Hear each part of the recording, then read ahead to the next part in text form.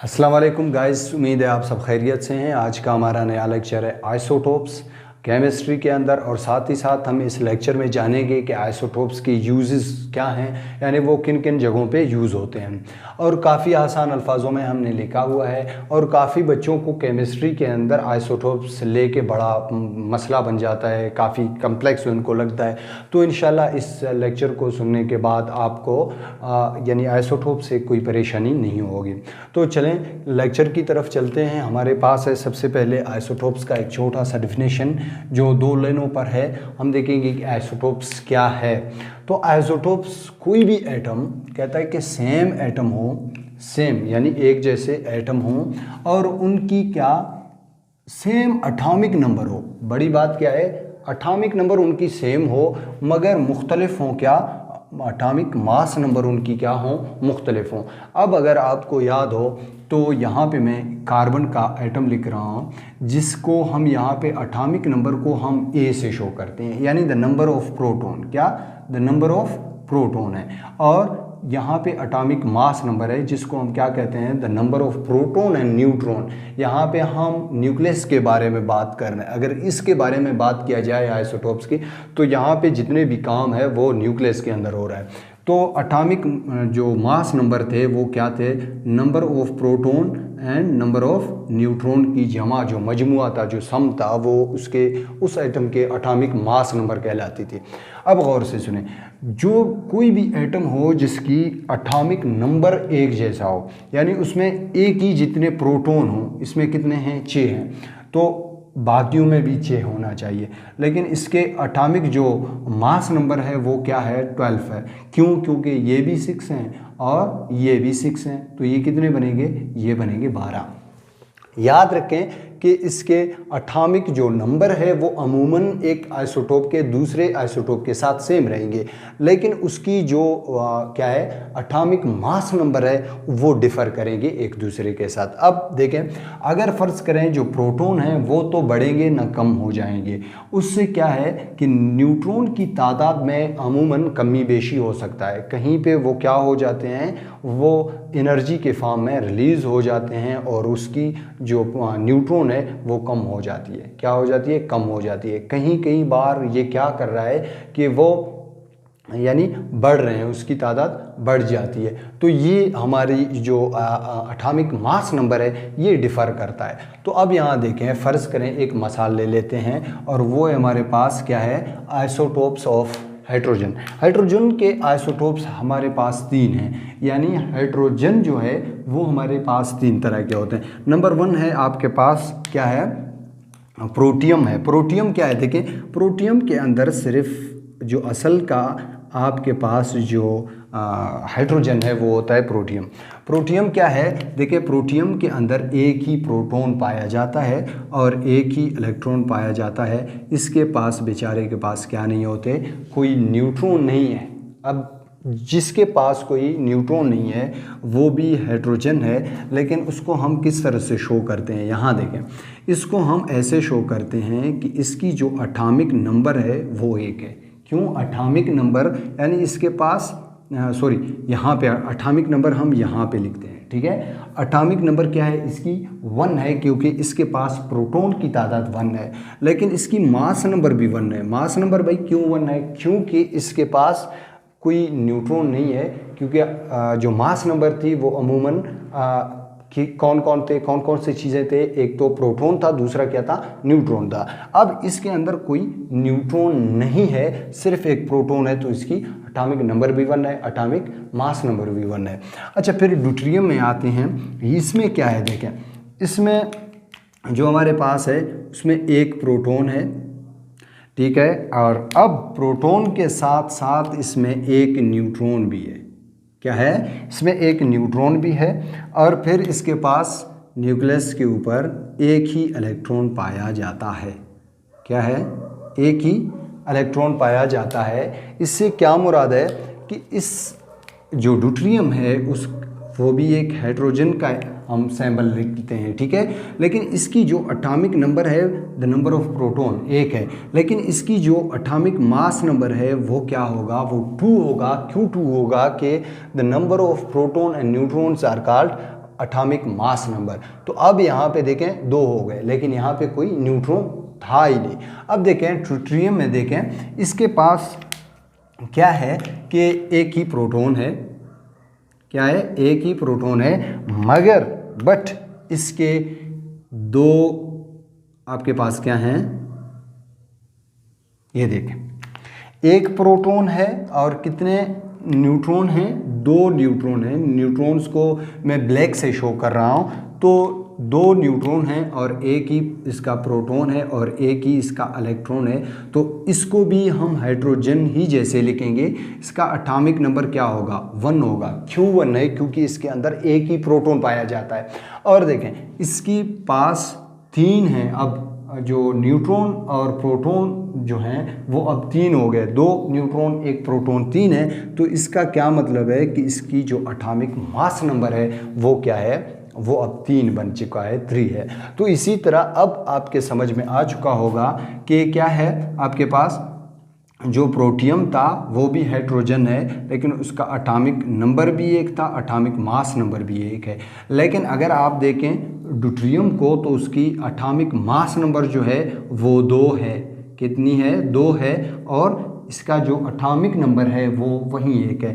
देखें atomic number same same same, लेकिन ये जो हैं ये एक दूसरे से क्या कर रहे हैं, डिफ़र कर रहे हैं। इसी तरह फिर यहाँ पे आते हैं, आपके पास है आइसोटोप्स ऑफ कार्बन। कार्बन के आइसोटोप्स देखें, कार्बन का अगर मैं डायग्राम बनाऊं तो कुछ इस तरह बनता है कि यहाँ पे आपके पास 6 प्रोटॉन हैं और 6 आपके पास न्यूट्रॉन हैं, कार्बन 12 का। अब बारी आती है इलेक्ट्रॉन्स की, तो इसके पहले शेल में 2 इलेक्ट्रॉन्स पाए जाते हैं, दूसरे जो शेल है वहाँ पे कितने पाए जाते हैं, आपको पता है 4 पाए जाते हैं, और ये मैंने 4 लिख दिए। अब यहाँ पे देखें इसकी जो एटॉमिक मास नंबर है वो कितनी होगी, एटॉमिक नंबर तो 6 है क्योंकि प्रोटॉन इसके पास 6 हैं, तो मैं 6 लिखता हूँ। और एटॉमिक मास इसकी कितनी होगी, 12 होगी, क्योंकि इसके पास 6 प्रोटॉन हैं और 6 न्यूट्रॉन हैं। लेकिन इस अगले कार्बन जो कार्बन 30 है वो ऐसा नहीं है। कार्बन 13 में देखें इसकी जो प्रोटॉन की तादाद है वो तो 6 है, लेकिन इसकी जो आपके पास न्यूट्रॉन की तादाद है वो है आपके पास 7। क्या होगा, 7 होगा। और बाकी वही जैसा होगा जैसे कि इस कार्बन का है, यानी इसके पहले शेल में कितने इलेक्ट्रॉन होंगे, 2 इलेक्ट्रॉन होंगे, ठीक है। और लास्ट शेल में कितने होंगे, 4 इलेक्ट्रॉन होंगे। यानी इलेक्ट्रॉन और प्रोटॉन अमूमन क्या होंगे, सेम होंगे, इलेक्ट्रॉन और प्रोटॉन सेम होंगे। अब इसकी जो एटॉमिक नंबर है वो प्रोटॉन कितने हैं, 6 हैं, तो हम यहाँ पे 6 लिखेंगे। और अंदर की तरफ देखें इसका मास नंबर क्या होगा, यानी प्रोटॉन प्लस जो न्यूट्रॉन है वो कितने हैं, 13 हैं, तो यहाँ पे हम लिखेंगे 13, ठीक है।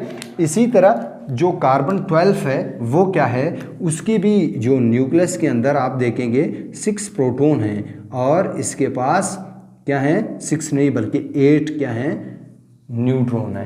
तो बाकी जो होगा इसका उसी तरह सेम होगा, यानी पहले शेल में 2 इलेक्ट्रॉन और दूसरे शेल में कितने, यानी 4 इलेक्ट्रॉन पाए जाएंगे, यहाँ कुछ इस तरह, ठीक है, अनपेयर। अब इसकी जो एटॉमिक मास होगी वो कितनी होगी, एटॉमिक मास होगी अब 14 होगी, लेकिन इसका जो एटॉमिक नंबर है वो वहीं 6 का 6 रहेगा। अब ज़रा गौर देखें, यहाँ पे देखें इसकी एटॉमिक नंबर क्या है, 6, यहाँ पे देखें 6, यहाँ पे देखें 6, यानी कार्बन की जितने भी आप कार्बन देख रहे हैं सब में एटॉमिक नंबर सेम है, having same atomic number. Atomic number same है क्यों, क्योंकि उसमें प्रोटॉन की तादाद सेम है, लेकिन डिफ़र क्या कर रहा है, डिफ़र न्यूट्रॉन कर रहे हैं। तो जिसमें डिफरेंट एटॉमिक मास नंबर होगा वो क्या होगा, डिफरेंट एटॉमिक मास नंबर होंगे। अब इसमें देखें क्या है, 12 है, 13 है, 14 है, तो इसमें अब ये एक दूसरे के क्या हैं, आइसोटोप्स हैं।